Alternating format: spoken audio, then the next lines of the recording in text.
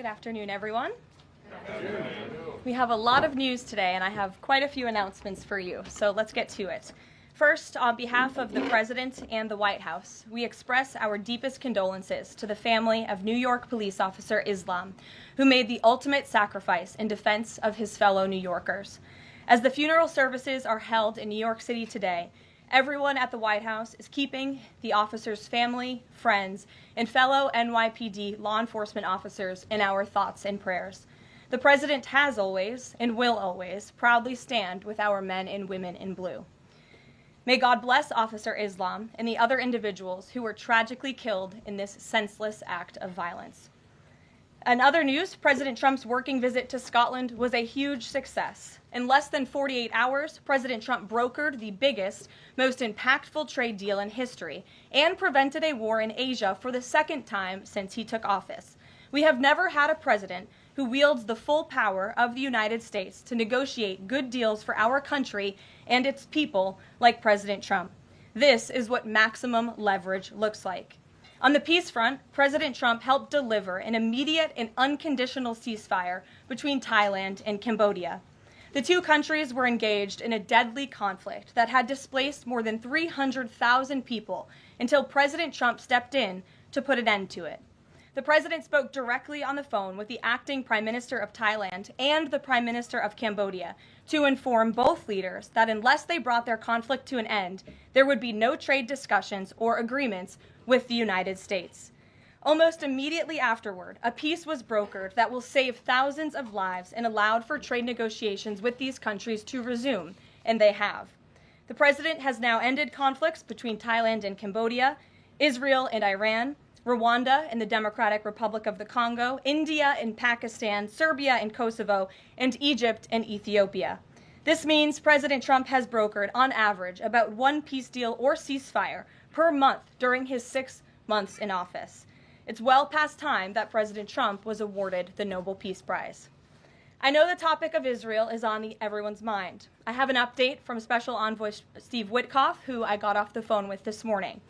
Special Envoy Witkoff and Ambassador Huckabee had a very productive meeting with Prime Minister Netanyahu and other officials today in Israel on the topic of delivering much-needed food and aid to Gaza. President Trump is a humanitarian with a big heart, and that's why he sent Special Envoy Witkoff to the region in an effort to save lives and end this crisis. Tomorrow, Special Envoy Witkoff and Ambassador Huckabee will be traveling into Gaza to inspect the current distribution sites and secure a plan to deliver more food and meet with local Gazans to hear firsthand about this dire situation on the ground. The Special Envoy and the Ambassador will brief the President immediately after their visit to approve a final plan for food and aid distribution into the region, and we will provide more details for all of you once that plan is approved and agreed on by the President of the United States. On the trade front, the President secured a historic trade agreement with the European Union that puts America first and fundamentally strengthens the economic relationship between the two largest economies in the world. This deal delivers on two of President Trump's core promises on trade, supercharging America's manufacturing capacity and opening up foreign market access to American businesses. The deal guarantees that American businesses will have unprecedented levels of access to the European Union markets to export our American-made goods. Also, as part of this agreement, the EU will purchase $750 billion in U.S. energy to strengthen our energy dominance, reduce European reliance on adversarial sources, and narrow our trade deficit with the EU. The EU will also make new investments of $60 billion in the United States, in addition to the more than $100 billion the EU companies already invest in the U.S. every year. All of these massive purchases and investments will happen by the end of 2028. What we are watching is President Trump rebuilding the greatest economy in the history of the world and simultaneously proving the so-called economic experts wrong at every turn. Media pundits said a trade deal with the EU this monumental and beneficial to America would be impossible, but President Trump made it happen. The so-called economic experts repeatedly said that the American economy would be in a recession this summer. Well, summer is here. It's almost over. and that recession does not exist. Yesterday, in fact, real GDP growth in the second quarter increased at a 3.0% annual rate, significantly above expectations. President Trump's America First policies are driving economic growth, as he always said they would. And this growth is being driven by the private sector, not the government. Federal government spending fell for a second straight quarter, while real business fixed investment rose by nearly 2% following its first quarter surge. President Trump is right-sizing government spending, reversing the damage done by the Biden administration, and allowing the private sector to flourish. The same so-called experts claimed that President Trump's tariffs would spike inflation and hurt American consumers. But consumer spending growth just accelerated and inflation remains right on track.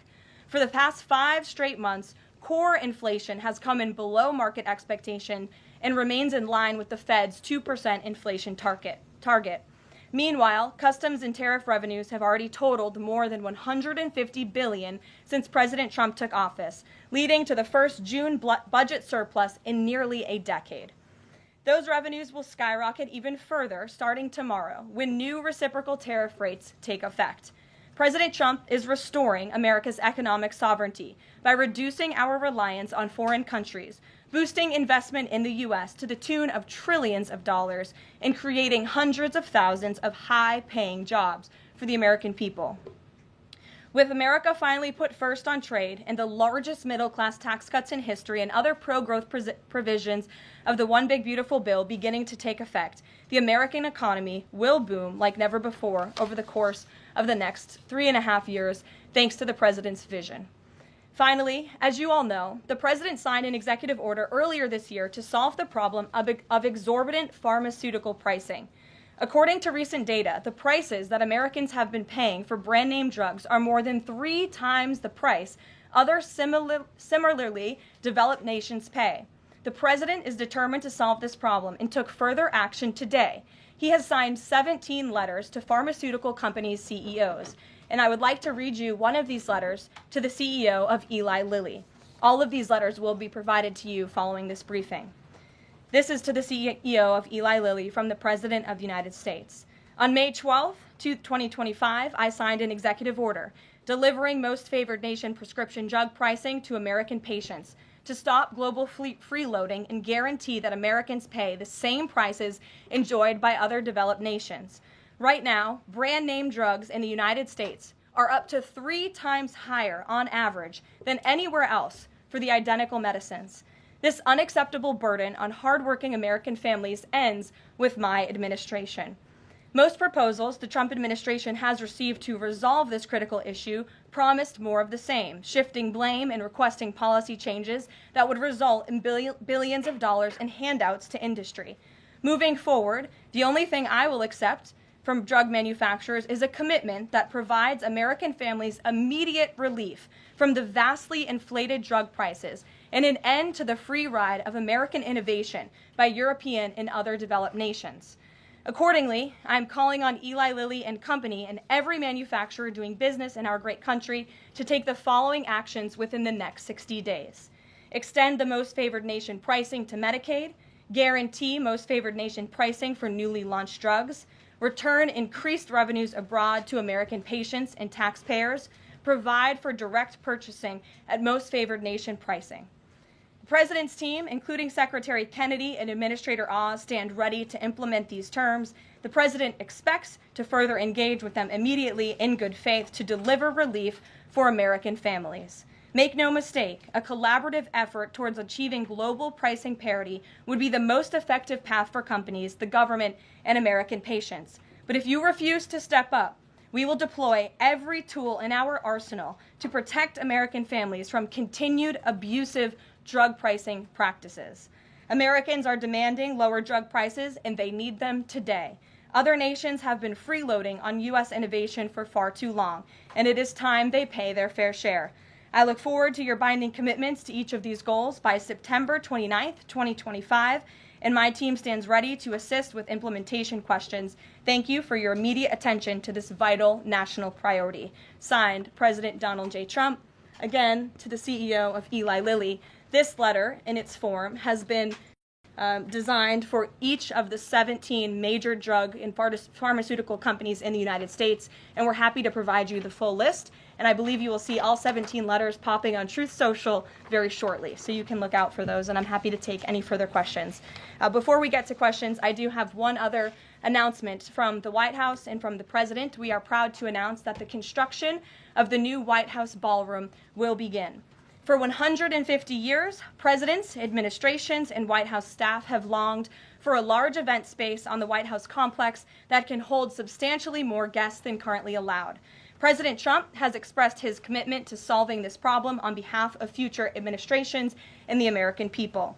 The White House is one of the most beautiful and historic buildings in the world. Yet the White House is currently unable to host major functions, honoring world leaders in other countries without having to install a large and unsightly tent approximately 100 yards away from the main building's entrance. The White House State Ballroom will be a much-needed and exquisite addition of approximately 90,000 total square feet of innately designed and carefully crafted space with a seated capacity of 650 people, which is a significant increase from the 200-person seated capacity in the East Room of the White House. In recent weeks, President Trump has held several meetings with members of the White House staff, the National Park Service, the White House Military Office, and the United States Secret Service to discuss design features and planning. President Trump has chosen McCreary Architects as the lead architect, which is well known for their classical architectural design and based right here in our nation's capital. The construction team will be headed by Clark Construction, and the engineering team will be led by AECOM. The project will begin in September 2025, and it is expected to be completed long before the end of President Trump's term. President Trump and other donors have generously committed to donating the funds necessary to build this approximately $200 million structure. The United States Secret Service will provide the necessary security enhancements and modifications. The White House ballroom will be substantially separated from the main building of the White House, but at the same time, its theme and architectural heritage will be almost identical. The site of the new ballroom will be where the small, heavily changed and reconstructed East Wing currently sits. The East Wing was constructed in 1902 and has been renovated and changed many times, with a second story added in 1942. White House Chief of Staff Susie Wiles has provided the following statement.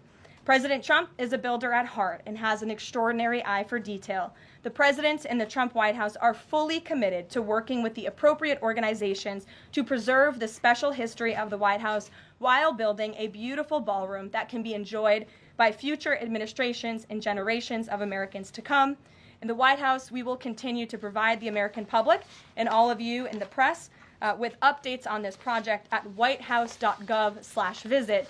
And if you go there shortly, you will be able to see renderings and visuals of what this ballroom will look like, both the exterior and the interior. I have provided some photos for all of you in the room today. This is the interior of the ballroom space. It's quite beautiful. And then this is the exterior of the ballroom space. As you can see, it will come off of the executive mansion as it sits today, and the East Wing will be modernized and renovated. We're happy to answer any further questions on that, Jennifer. Since you're so eager, I will go to you, but first, as always, I want to start with our new media seat, Ben Weingarten. Why don't you go ahead, Ben? Thank you. In light of the release, the declassification of the annex to the Durham report today, beyond any potential prosecutions, the outcomes of which will likely be uncertain, what does the President believe justice for Russiagate ought to entail? Might it include restitution for those whose lives were upended as a consequence of Russiagate, and perhaps a major reorganization of the national security apparatus? Well, I think a major organization of the national security apparatus, at least here at the White House within the National Security Council, has indeed taken place, and the President entrusts his current CIA director, John Ratcliffe, and our ODNI director, Tulsi Gabbard, to make the necessary changes to ensure classified intelligence, especially that could implement or hurt the national security of our country, does not make its way into the hands of irresponsible actors who want to politicize that intelligence for their own end. Since you brought up the declassification report that was put out by Senator Grassley today, I'm glad you brought it up, because this should be a story every outlet in this room should be covering. This is further evidence that Hillary Clinton approved the Russia hoax against President Trump. Her campaign financed it. Again, she approved approved it, and the FBI and the CIA were both weaponized to, as our director of CIA has said, accelerate this hoax against then candidate and former President Trump. To answer the heart of your question, the president wants to see justice served, and he trusts the Attorney General and the Department of Justice to implement that justice and hold these people accountable. One more question, briefly, Sure. if I may, on a totally different topic. There's been legislation reintroduced in the House and Senate on designating the Muslim Brotherhood as a terrorist organization. The Muslim Brotherhood is considered by many to be the fountainhead of Sunni Islamic supremacism from which Hamas and other groups have spawned, with a nexus to domestic organizations as well. Does the president support designating the Muslim Brotherhood as a terrorist organization? Frankly, I'm not sure because I haven't talked to him, and I would never want to get ahead of the National Security Council on specific designations. It sounds like something this administration would support, but we can get a firm answer for you. How's that? Thank you. Thanks for beaing here. Jennifer, go ahead. Eager beaver today. How much of the East Wing will be torn down? The entire East Wing or just parts of it? So the East Wing is going to be modernized. The necessary construction will take place. And for those who are housed in the East Wing, including the Office of the First Lady, the White House Military Office, the White House Visitors Offices, those offices will be temporarily relocated while the East Wing is being modernized. And then on Israel-Gaza, there are some reports that negotiations with Hamas might not be continuing. Did you get any updates from Steve Witkoff on that? I did. Special Envoy Witkoff is actively talking with our counterparts in Israel about that, and he wants to give some grace to the president so he can fully brief the president on what he's learning on the ground in both Israel and Gaza. But the president put out a very strong statement on Truth Social this morning, which I'm sure you saw, and he said the quickest way to end this entire conflict, the humanitarian crisis that we've seen, and the crisis in Israel that, of course, started on October 7th when Hamas brutally kidnapped and raped innocent Israelis, that terrible terrorist attack, is for Hamas to surrender, to release all of the hostages, and to end this conflict. And that's what the president wants to see. He's made that very clear. But the special envoy will be in Gaza tomorrow, as I shared with you previously. Josh. Can you give us a little more clarity on the tariff timing? You said that the reciprocals will take effect tomorrow. Yes. Does that include the new auto rates, for instance, on Japan, Korea, the EU? Is this all coming effective tomorrow? So some of the countries you just mentioned, Japan, South Korea, they have bespoke trade deals that the president cut, which, just to backtrack for a second, Josh, we promised that the president would negotiate with countries all around the world to cut tailor-made trade deals depending on those countries' challenges, how badly they've ripped off the United States of America and our manufacturing industry and our workforce in the past. And he has done that. Of our 18 major trading partners, 2/3 of those trading partners have a deal. We've sent out 17 letters to countries around the world. And the rest of those countries that either do not have a deal or have a letter, they will be hearing from this administration by the midnight deadline tonight. So yes, tomorrow, August 1st, the reciprocal rates will be going into effect. If more deals are cut between now and midnight, I will never count out the president. You've seen him do it before. He cut 3 deals in one day very recently. So we'll see what happens. I do know foreign leaders are ringing his phone, realizing this deadline is a real thing for them tomorrow, and they're bringing offers to the table. We were reporting that the president wants to meet David Solomon of Goldman Sachs today. Can you say what they'll discuss, if anything, in that meeting? I won't discuss the president's private meetings from this podium, and it hasn't taken place yet unless he gives me liberty to do so. And finally, have you talked with the president about his position on the stock trading ban bill before Congress? He obviously had pretty loaded comments about Senator Hawley. There's some reporting that they've since spoken. What is his position on the current status of that bill? The president has spoken to Senator Hawley, who called him, and the president took that call. As the president said in the Roosevelt Room yesterday, conceptually, he of course supports the idea of ensuring that members of Congress and United States senators who are here for public service cannot enrich themselves. And the reason that this idea to put a ban on stock trading for members of Congress is even a thing is because of Nancy Pelosi. I mean, she is rightfully criticized because she makes, I think, $174,000 a year, yet she has a net worth of approximately $413 million. In 2024, Nancy Pelosi's stock portfolio, this was a fascinating statistic to me, grew 70% in 1 year in 2024, and her portfolio outperformed every single large hedge fund in that same year, and even more than doubled the returns of Warren Buffett's Berkshire Hathaway. So I think the president stands with the American people on this. He doesn't want to see people like Nancy Pelosi enriching themselves off of public service and ripping off their constituents in the process. As for the mechanics of the legislation and how it will move forward, the White House continues to be in discussions with our friends on Capitol Hill. Brian, Emily, quick. in a new seat today. Thanks, Caroline. I wanted to ask about this report that the president wants to host a G20 meeting at Trump Durrell. How is he going to do that, considering all the preparations that have been going on in South Africa? And also, would that be seen as his businesses possibly profiting from hosting this kind of meeting? I would reject that premise entirely. We have announcements and details forthcoming on the G20, but my understanding is no firm announcement is ready to be made at this time. I did see the report, but we're not in a place to confirm it just yet. Michelle? Just on the tariffs, what are the logistics for imposing those? Does the president have to sign an executive order tonight? What's the timing of that? Yes, and he will be signing an executive order at some point this afternoon or later this evening. And as always, we'll keep you posted when that happens, and it will be released from our office. And there's some of these countries that have they all had contact with U.S. officials, or are there some countries that are going to get letters that have had no opportunity to negotiate with the United States? Well, there's a lot of countries that I know have reached out. I believe it's upwards of 200 countries around the world have reached out to the trade and tariff team. Of course, as I said previously and the president said, we're going to prioritize our key trading partners, which we have done. Like I said, of the 18, 2/3 of those we have cut these tailor-made deals with. But I do know that the trade team has been working around the clock to try to be in correspondence with as many countries as possible. But if they haven't heard from us yet, they will in the form of a letter or an executive order by midnight tonight. We'll go to the back. Sure, go ahead. In the back left. Thank you. Amanda, yes. Thank you very much. I have a talk ask about the U.S. Amanda, you can go on. U.S. and South Korea tariff negotiations. At the tariff negotiation between South Korea and the United States concluded yesterday.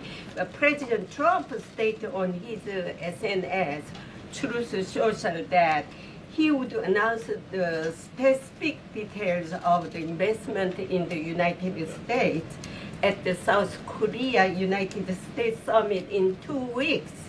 My question is this tariff negotiation a final agreement, or is further negotiation necessary? Well, yes, as you know, the president met with representatives of the Republic of South Korea here at the White House yesterday, and they did, in fact, reach a deal. And South Korea will pay a 15% tariff rate, including 15% on autos, while providing historic market access to American goods like autos and rice. Korea will purchase $100 billion in American energy by 2028. And the centerpiece of this deal is that South Korea has agreed to invest $350 billion at the president's direction to revitalize American industry. 90% of those profits will go to the United States government to help pay down our debt and for other matters at the president's choosing. So it was a very successful meeting yesterday. Do you have any set up the further U.S.-South Korea summit day? I'll get you something on that. I don't have it at my fingertips. Okay. Amanda. Thank you, Caroline. There are a number of congressional Republicans who have raised the alarm about the fact that roughly 80% of pharmaceuticals are either manufactured or their precursors are manufactured in either China or India. There are some pieces of legislation, some recommendations, which include either onshoring, nearshoring, or friendshoring, those components of that. Do you know if the president intends to throw the weight of the executive behind that?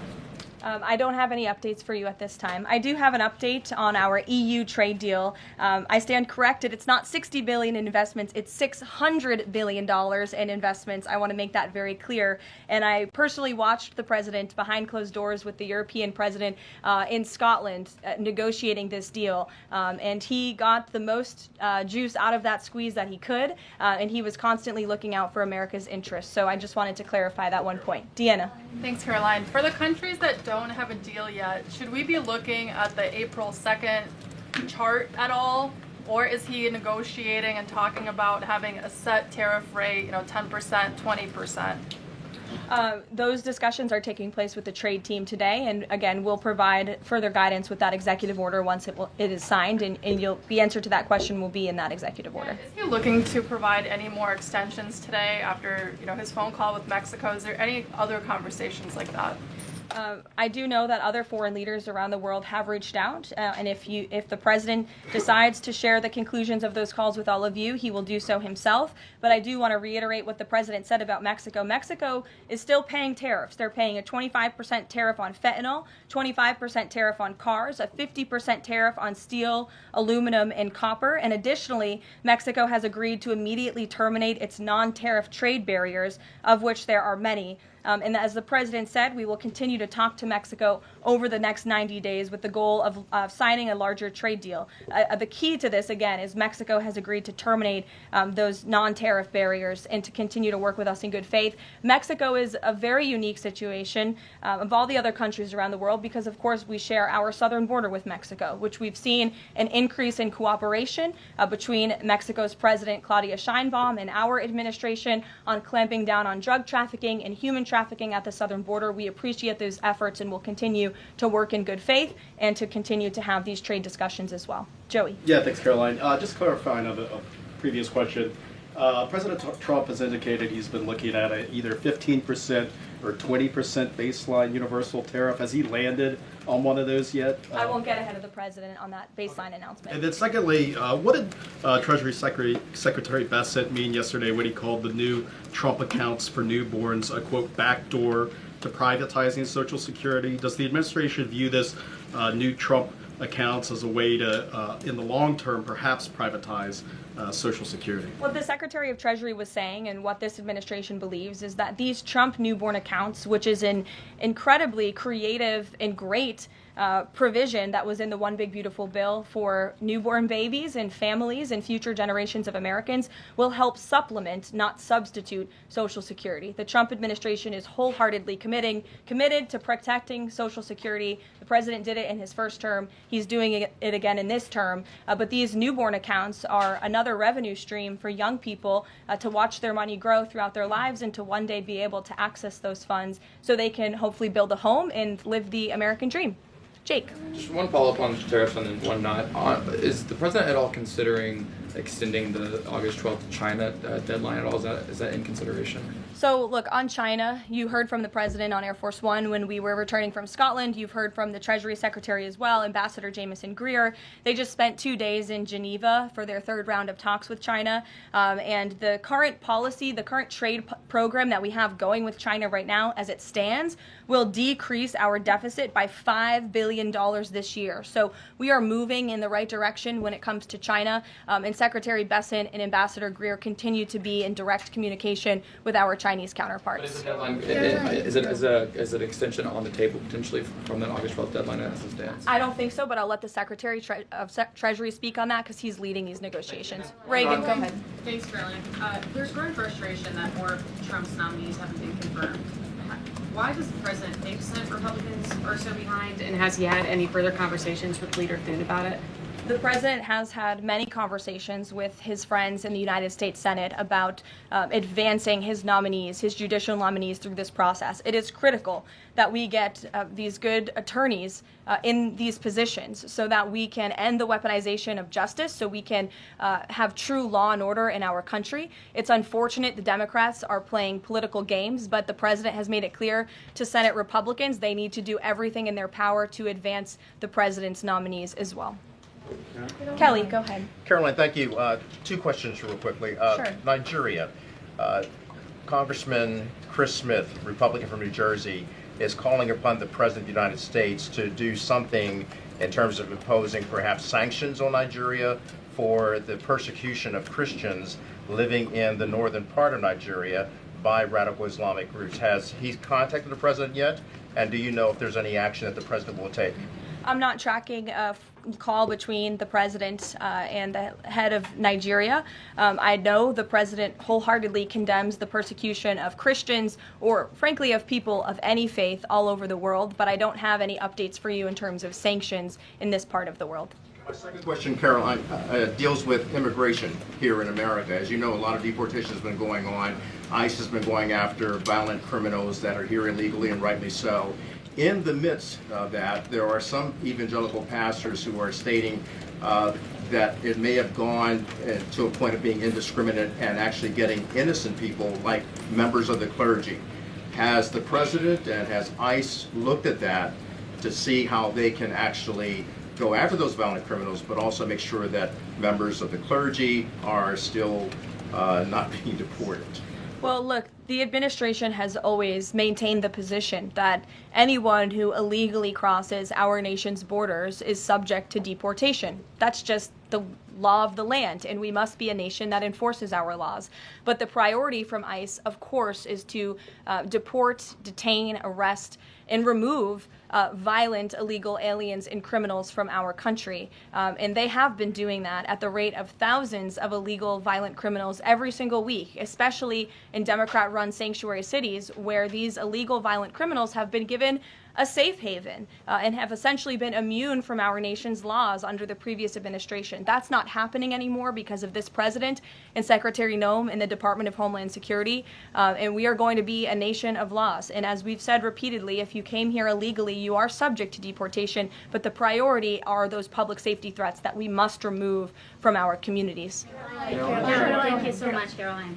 Two questions. So what Hamas hardens its position and Israel provides aid? Do you have any new information on the hostages that need aid too?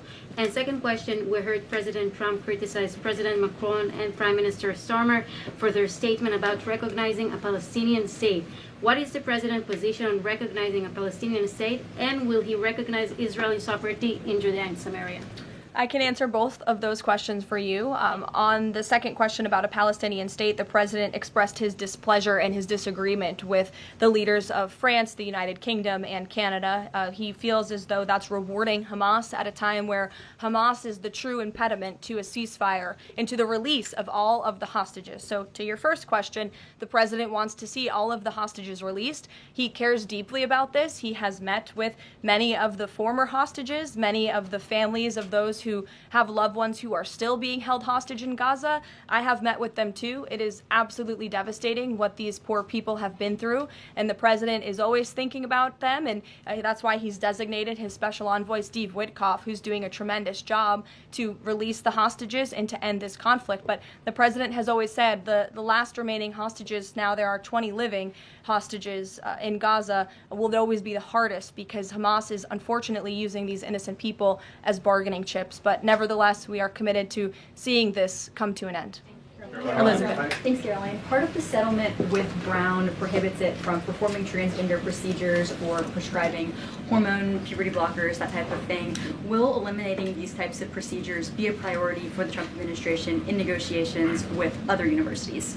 I can tell you that ending the chemical castration of children in our country is a priority of this administration. We've talked to many of these universities about it, but the president has also taken very strong action to cut off the funding for any medical institution in this country that provides those barbaric procedures. The Brown University agreement, since you brought it up, is yet another win to root out anti-Semitic behavior on our nation's college campuses and unlawful racial discrimination. Brown has agreed to no longer allow unlawful racial discrimination in admissions or university programming. They have agreed to provide access to all relevant data and information to rigorously assess compliance with its commitment to merit-based admissions, and they will pay $50 million over 10 years to state workforce development organizations that comply with anti-discrimination laws, supporting regional economic growth and career opportunities. Brown will also adopt the definitions of male and female from President Trump's executive order, defending women and gender ideology extremism for women's sports, programming, facilities, and housing. Brown will no longer perform gender reassignment surgeries on minors or prescribe them puberty blockers or cross-sex hormones. And Brown will take steps to improve the campus climate for Jewish students and combat anti-Semitism on their campus. This is yet another huge win for American students and for those who love our country and want to abide by our country's laws. On the topic of defending women from gender ideology extremism and helping women's sports, the president will be signing an executive order at 4 o'clock today with some very famous professional athletes whom I'm sure you all know. And that executive order will be focused on strengthening athletics in our country and making America healthy again. And we are going to re-implement the presidential fitness test in America's schools, which is, I think, something all Americans can get behind. So you'll hear from the president in 2 hours, and we will see you all there. Thank you.